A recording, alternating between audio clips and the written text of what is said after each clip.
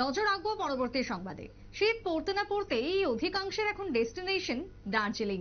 বরফ দেখা এবং তার সাথে এবার উপরি পাওনা হচ্ছে ফের একবার টয় ট্রেন। যে টয় ট্রেন একেবারে 4 মাস বন্ধ থাকার পর অবশেষে চালু হলো এনজিপি দার্জিলিং টয় ট্রেন পরিষেবা 4 মাস পর, প্রায় 4.5 মাস পর আজকে এমনটাই জানা গেছে। রেলের পক্ষ থেকে কি বক্তব্য উঠে এসেছে শোনাবো, তবে এক্সক্লুসিভ সেই ফুটেজ আপনাদের সামনে তুলে ধরলাম যেখানে সবুজ পতাকা নেড়ে আজকে টয় ট্রেনের যাত্রা শুরু। সাধারণ যাত্রীরা ট্রেনে উঠলেন, এই পরিষেবা উপভোগ করলেন এবং আগামী দিনে পর্যটকদের ভিড় আরো বাড়বে। পর্যটকদের আকর্ষণ করে তোলার জন্য এই বিশেষ পরিষেবা ফের একবার শুরু করলো ভারতীয় রেল। কি বক্তব্য উঠে আসছে ইতিমধ্যেই, কি বক্তব্য उठे এসেছে সংশ্লিষ্টের শুনুন। एनएचआई का रास्ता भी खराब हो गया था और अपने जो ट्रैक पे थे बहुत जगह डिब्रीज आके जमा हो गए थे और जो ट्रैक में था डिफेक्ट हो गया था और ये करीब 5 जुलाई से ये सर्विसेज बंद है।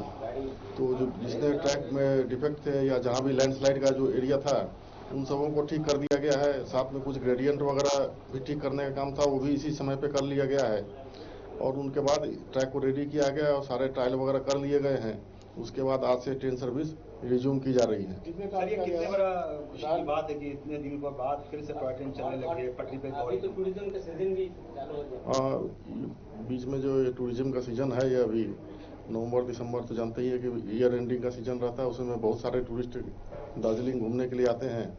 तो उनके लिए एक विशेष तोहफा है और हम लोगों ने मेहनत करके रेलवे की तरफ से इसको रेडी किया है जिससे कि यात्रियों को सुविधा और वो अपने जो टूरिज्म के दार्जिलिंग घूमने के लिए जो आनंद लेना चाहते थे हम उनमें सहायक सिद्ध हो सके। आपको लगता है सर कि ये हर बार देखा जाता है कि बारिश के सीजन में टॉय ट्रेन का सर्विस जो है बंद हो जाता है, जिसके कारण टूरिस्ट जो फॉरेन टूरिस्ट भी कह रहे हैं कि वो लोग भी बार बार इससे मतलब दुखित होते हैं कि उनको सर्विस नहीं मिल पाता है। तो आपको लगता है सर इसके लिए कोई ठोस कदम लेना चाहिए जिससे इस तरह का समस्या ना झेला जाए?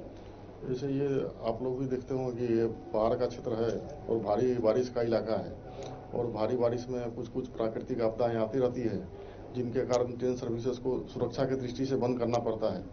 और ये करीब करीब तकरीबन हर साल मैंने जो पश्चिम बंगाल का यह क्षेत्र है दार्जिलिंग का क्षेत्र ये बहुत भारी बारिश के क्षेत्र में आता है, हमेशा बहुत ज़्यादा पानी।